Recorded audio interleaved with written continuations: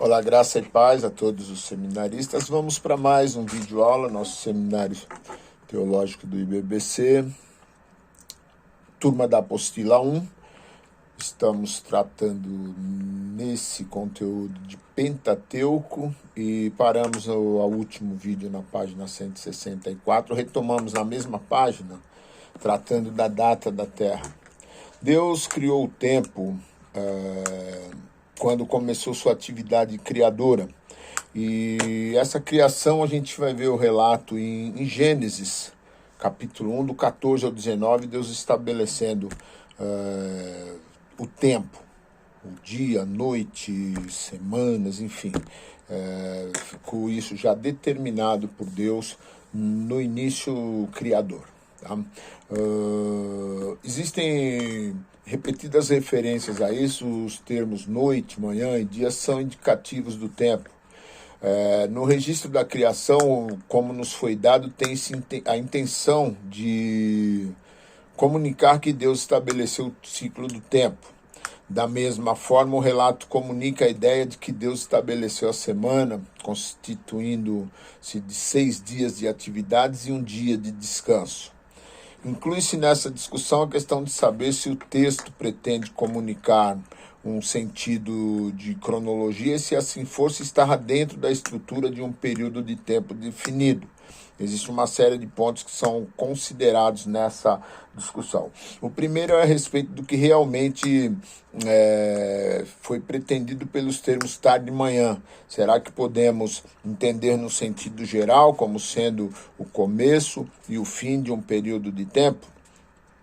Podemos, dessa forma, interpretar, uma vez que não é assim que temos na transmissão do texto. Nem tampouco o texto sugere que o termo dia deve ser entendido como longo período de tempo. Veja, por exemplo, em Salmo 90, versículo 4. Encontramos estudiosos defendendo que é correto afirmar que Gênesis 1 está bem claro quanto ao sentido básico de um período de 24 horas. No entanto, temos outros estudiosos que afirmam que o tempo, ou seja, o termo, poderia ter sido empregado em um sentido figurado, literal ou poético, mas não em um sentido antropomorfômico. A partir daí surge a ideia de que um dia não é nada literal.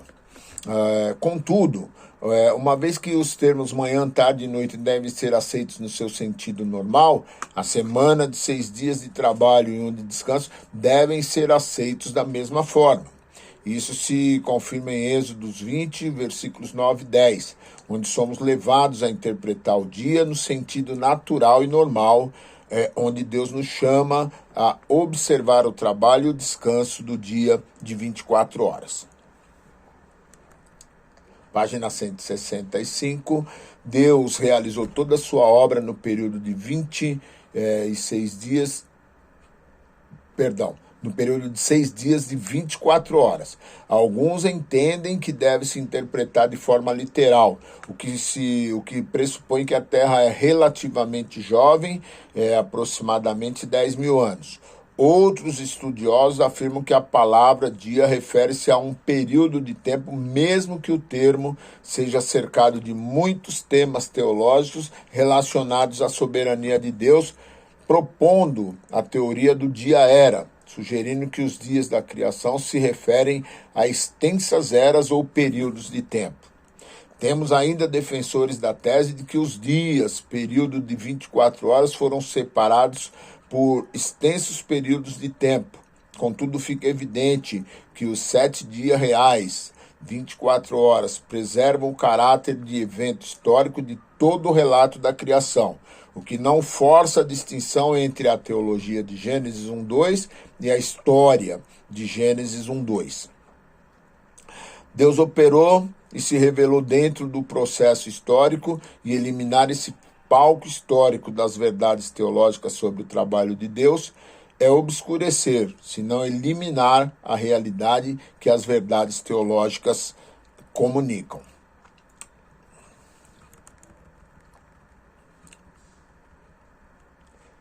Agora nós terminamos o livro de Gênesis e nós entramos então na página, momento, 167, com o livro de Êxodo. Nós terminamos Gênesis e entramos agora em Êxodo. No livro de Êxodos encontramos a história da providência divina em relação à manutenção da aliança, demonstrando o senhorio e a soberania de Deus sobre o reino cósmico, sobre o império do Egito, onde a luta da semente da serpente e da mulher faz da história de Israel ficar muito mais empolgante. Aqui teremos não apenas os relatos dessa fantástica revelação no livro de Êxodo, como também a grandeza do reinado de Yahvé como Deus de Israel e, consequentemente, a história do mediador, os rituais da aliança, o encontro do pastor com as suas ovelhas e a manifestação da graça e as consequências da aliança entre Deus e o seu povo. É evidente que trataremos das dificuldades que poderão ser encontradas entre os estudantes do Antigo Testamento, conduzindo-os a uma reflexão, diálogos e abertura para a pesquisa pessoal de cada um. Nome do hebraico, Êxodo, é traduzido por saída. O livro serve como um elo entre Gênesis e o material legislativo do Pentateuco. Ou seja, sem o livro de Êxodo, o livro de Gênesis seria incompleto. Da mesma forma, os demais livros do Pentateuco teriam seus conteúdos comprometidos. Panorama histórico. A história de Êxodo ocorreu durante o Império Egípcio e abrange o final da Era dos Patriarcas. No período de José, o Egito dominava o mundo antigo com a sua potência, enquanto que a Palestina estava debaixo desse domínio. Por ser um império dominante, sempre teve que lutar para manter-se no auge e na soberania do mundo antigo.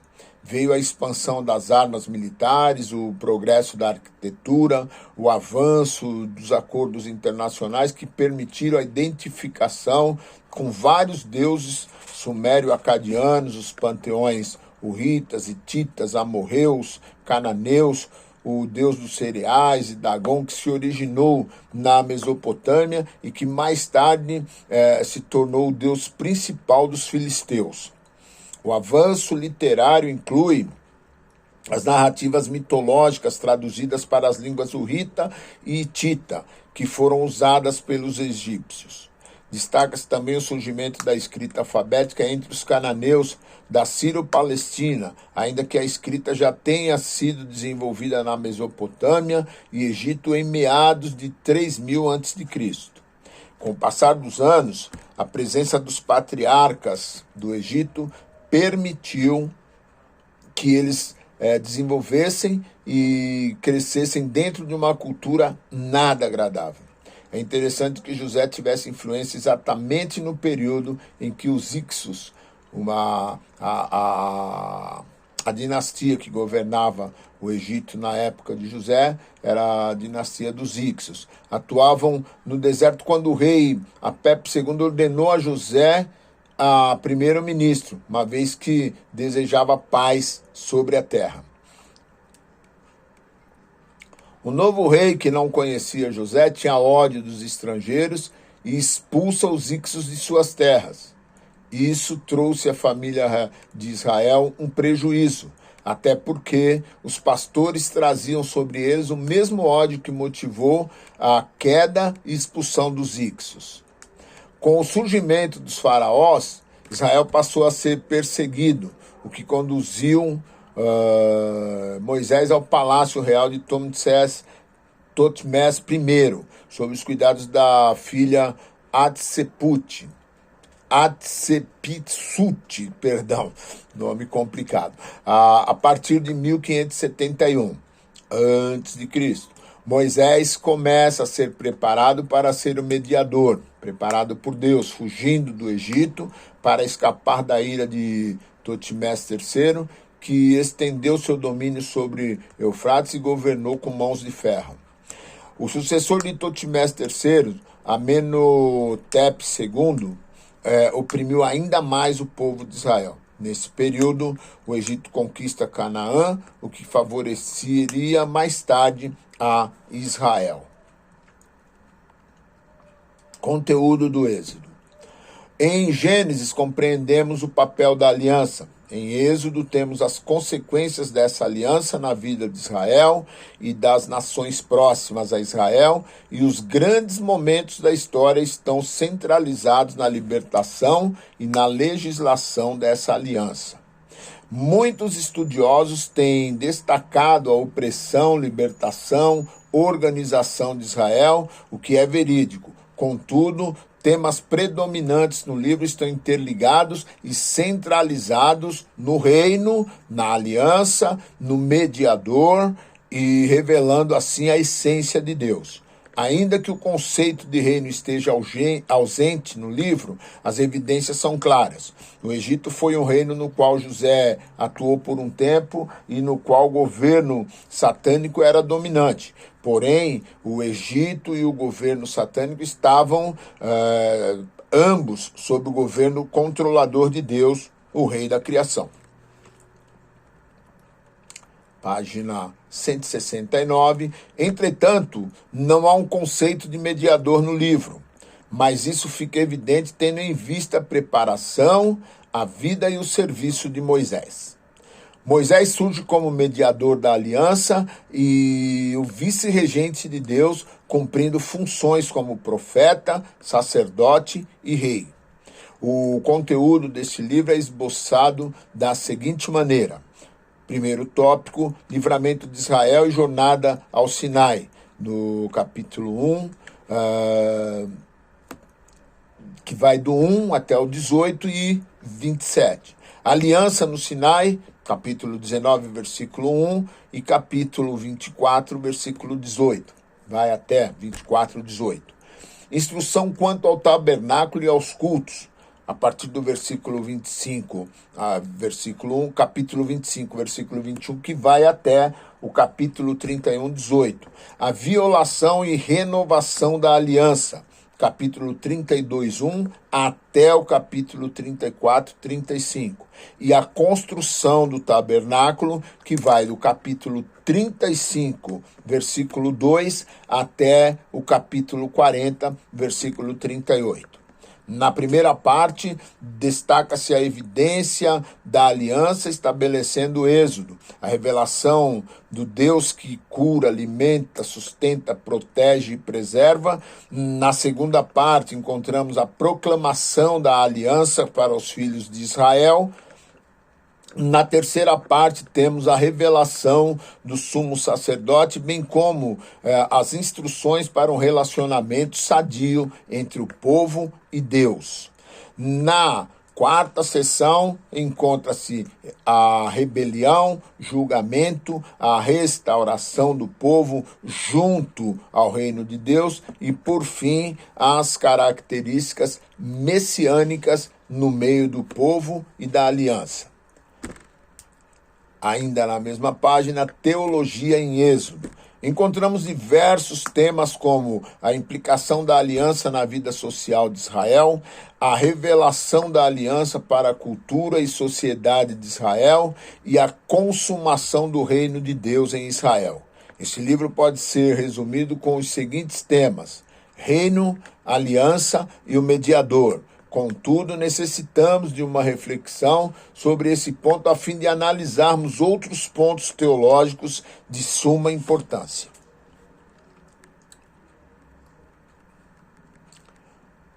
Agora, na página 170, reino, aliança e mediador. Falar desses três termos de uma só vez permite olhar para o governo providencial e soberano de Deus como Senhor do reino, da mesma medida que revela sua aliança por meio de um mediador chamado e designado para tal tarefa. Muitos estudiosos defendem que o conceito da aliança é muito considerado no livro de Êxodo. Esse termo ocorre 3 vezes em Êxodo e em todas as ocasiões que é citada faz referência a Deus e em ambos o caso refere-se à aliança com os patriarcas. É importante ressaltar que no primeiro texto temos referência de que Deus começa a redenção por causa da aliança feita com Abraão. No segundo texto, revela a manutenção da aliança, garantindo a Moisés, mediador, que a aliança é a base do qual Israel será liberto da opressão do Egito. Com isso, temos forte evidência de que a aliança é o ponto central do livro e, a partir daí, fica clara a expressão, eu sou o Senhor. A revelação de Deus como Adonai, como Senhor, revela não somente o poder criador, como o sustentador do próprio caráter. Assim, a expressão eu sou o Senhor ganha conteúdo ao longo do livro, porque Deus se revela como Deus dos patriarcas. Quando se fala do reino e da aliança, fica evidente que a semente da mulher teria um protetor presente e contínuo sobre esse povo, esse governo providencial. A promessa feita a Abraão estaria sendo concretizada. A expressão meu povo e a aparição da semente passam a ser fatores da atividade soberana de Deus, e isso na terra estrangeira, onde Deus providencia um líder mediador. O reino de Deus está claramente visto desde os tempos de José, sendo conduzido ao Egito, onde Deus providenciou métodos internacionais para fazer de José o representante do reinado de Deus, tornando-o agente do reino. A providência de Deus, bem como seu reinado, é revelada quando a vida de Moisés foi poupada, tanto como bebê como como príncipe, e na sua aceitação na família real, e no seu chamado e comissionamento. Ela se estende à criação e ao Egito, quanto as pragas foram manifestadas e até mesmo no endurecimento do coração de Faraó. De fato, o reino de Deus, em todos os seus aspectos, Deus, o rei, seu reinado e seu domínio sobre a criação, passa a ser o tema essencial da aliança, mostrando o Deus da providência. Nós paramos na página 170 e retomamos no próximo vídeo na página 171. Amém? Deus abençoe, boa aula. Faça a recapitulação, não deixe de fazer as recapitulações, porque elas é que vão preencher o conteúdo de aprendizado. Além do que, grande parte da prova, ela se origina nas recapitulações, ok? Deus abençoe a todos, uma boa aula.